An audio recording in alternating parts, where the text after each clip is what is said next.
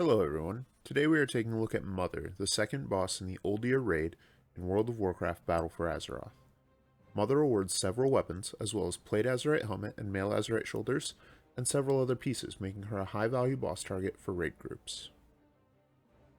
Mother is best described as a one-phase encounter, although the fight does have a room transition mechanic. Mechanics are introduced as the boss and group move into 3 distinct rooms, with the act of transitioning between rooms being the defining mechanic of the fight. Mother will start in the first room and has 3 abilities here, which will persist throughout the fight. The first is Sanitizing Strike, a frontal cone targeted at the current tank, which can cleave onto additional targets, deals a large amount of damage, and causes any targets hit to take 50% additional damage from Sanitizing Strike for 30 seconds. This mechanic does have a cast time, and Mother will not move or turn during the cast, meaning tanks can sidestep the ability and allowing the boss to be solo tanked. The second ability at the beginning of the fight is Purifying Flame. Purifying Flame creates a circle of fire under every player in the raid, requiring them to step out quickly or take a large hit of damage after 3 seconds. This ability is pretty easy to see and dodge, but is unforgiving to mistakes, as players' flame circles will often overlap, causing players to get one-shot by several explosions at once. The third ability is Wind Tunnel, in which one end of the room will light on fire, and winds will try to push the raid into the flames where they will suffer fatal damage. Players need to be prepared to run against the winds and use movement cooldowns if necessary to avoid the flames. The winds will always alternate directions. If the first comes from the left, the second will always come from the right, and so on.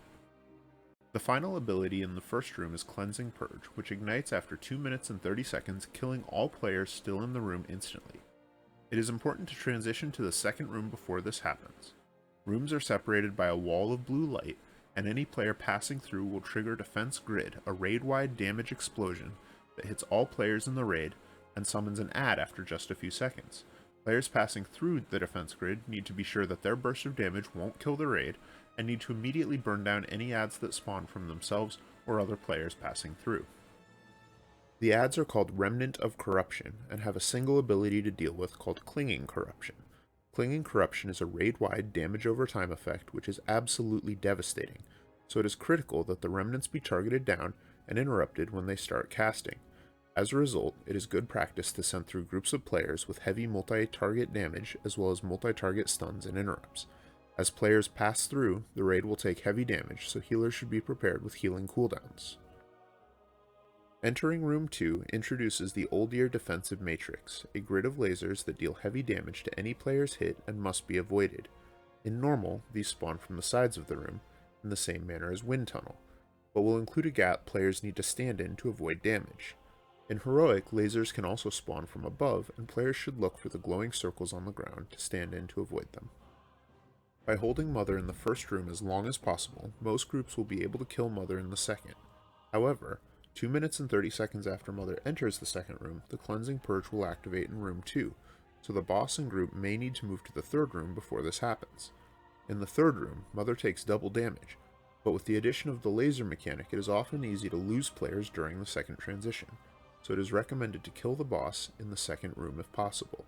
If you lose players during the first transition, you may need to send groups into the third, but by holding the boss in the first 2 as long as possible, even a small group of DPS along with a single tank and healer, should be able to reasonably finish off the boss in Room 3 as long as the ads are able to be taken care of.